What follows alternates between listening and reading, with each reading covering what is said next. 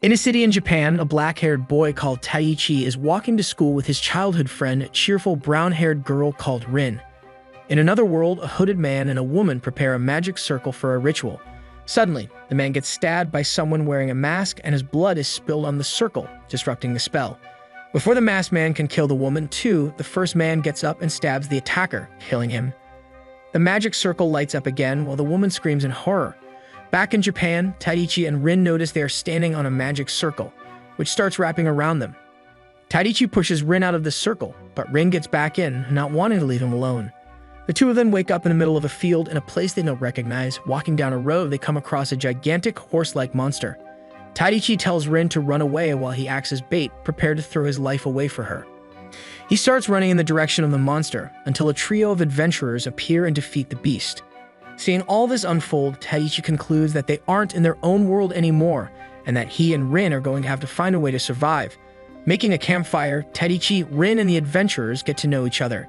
Taichi asks the adventurers to help them get to the closest town, and the adventurers agree to take them to a town called Aspire the next day. The next day, riding in a coach and happily chatting with the adventurers, Taichi and Rin reach the town of Aspire. Parting their ways with the adventurers, Taichi and Rin make up their minds to become adventurers themselves, so they can earn some money to survive. Visiting the Adventurers Guild, the two of them begin the registration process. The receptionist gives them a crystal ball that measures magic power and is surprised when both Taichi and Rin get strange readings from it. The receptionist walks away and comes back with the guild master, a dwarf called Gerard. Gerard tells Taichi and Rin he can't register them in the guild right now and introduces them to a blonde elf called Mura. Mura takes them to an easygoing black-haired woman called Lemia who lives outside of town. It turns out Taichi and Rin have magic power so strong, regular devices can't measure it.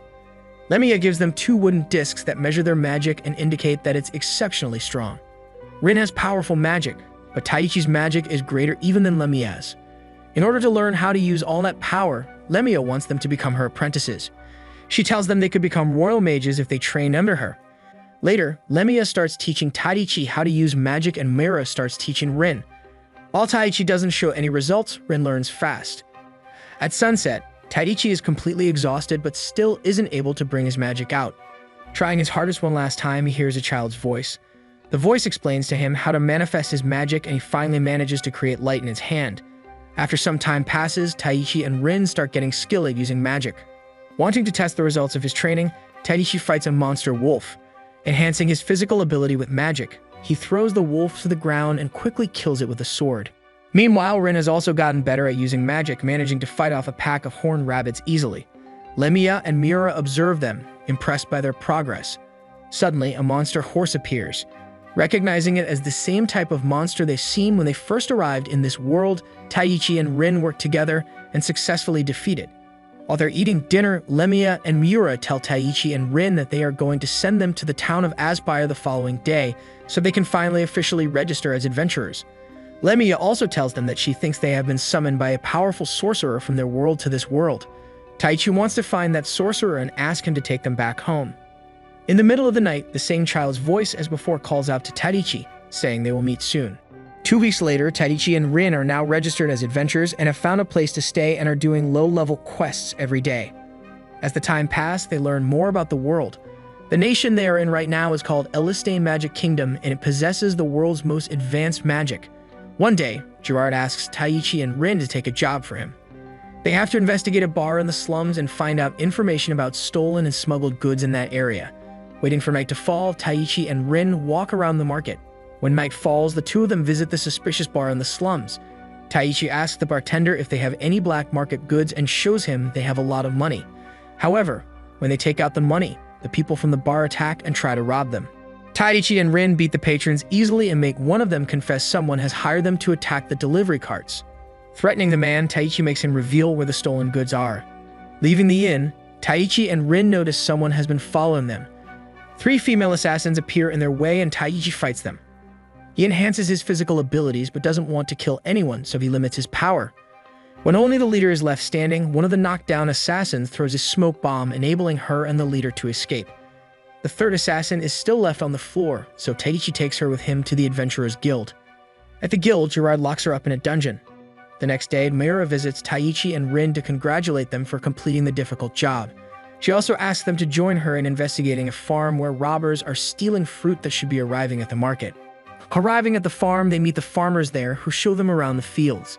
They visit the fields and Rin detects something inhuman coming. Out of the forest, a gigantic ogre comes out together with 3 orcs.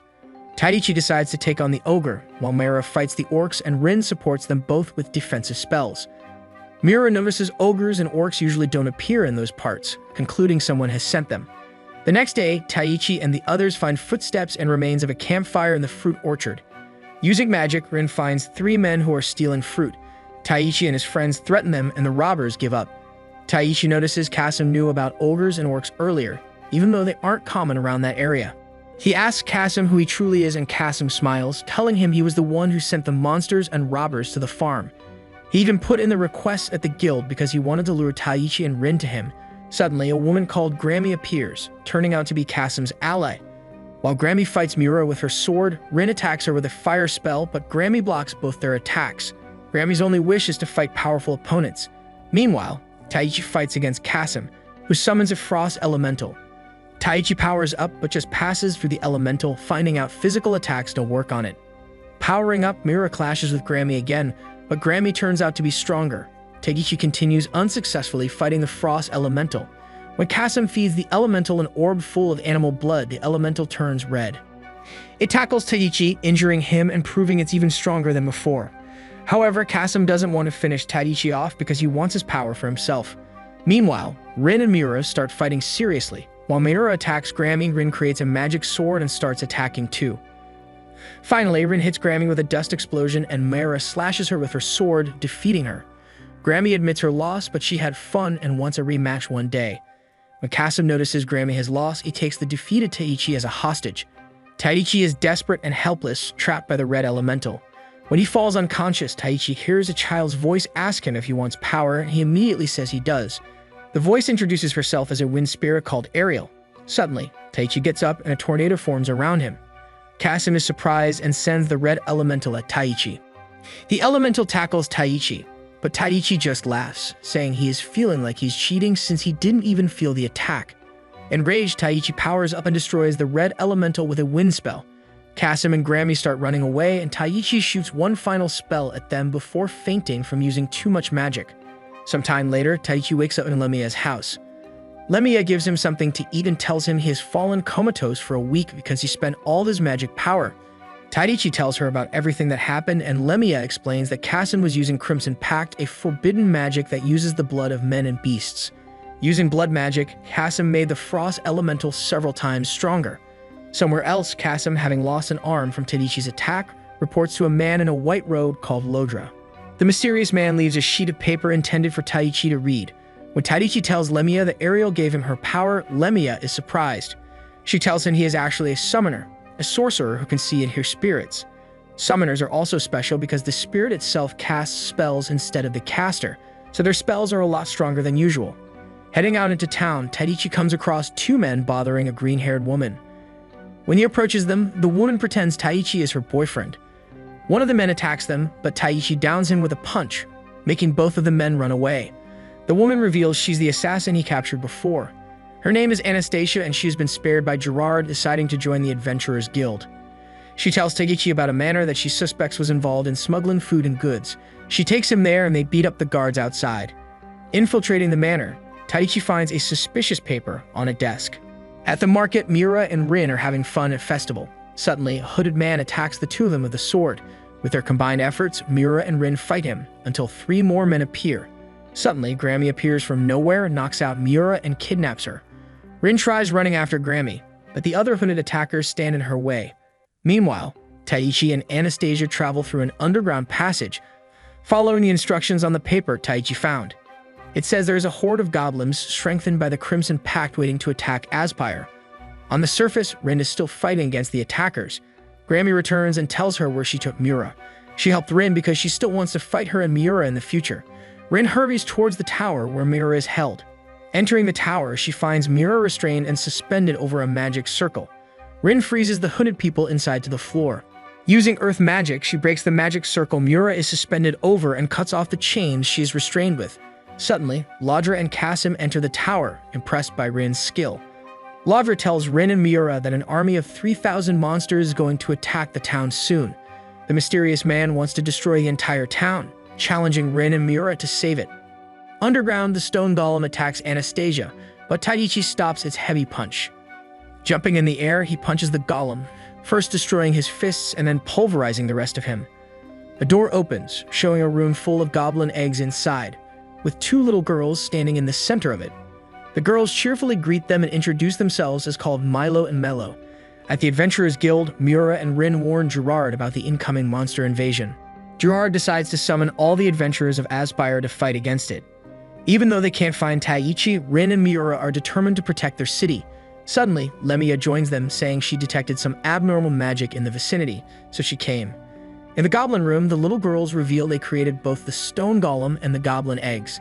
They want to release the goblins to attack the people of the city, and they have a crystal ball that enables them to control them. They take the ball and order the goblins to wake up, making them hatch from their eggs. Taichi tells Anastasia to fall back and starts fighting the goblins with wind magic. They keep coming and Taichi keeps killing them, but he realizes he has to hold back his power so he doesn't make the underground room collapse. At that moment, Milo and Mello accidentally drop the crystal ball and it breaks. When a goblin goes out of control and almost attacks them, Taichi saves them. They tell him there are lots of rooms like this underneath the whole city. Rejoining with Anastasia, Taichi, Milo, and Mello continue fighting the goblins. Hey, thank you for staying all the way till the end. If you enjoyed the video, give it a like. It takes only a second, but it means everything to us. Have a great day and see you in the next video.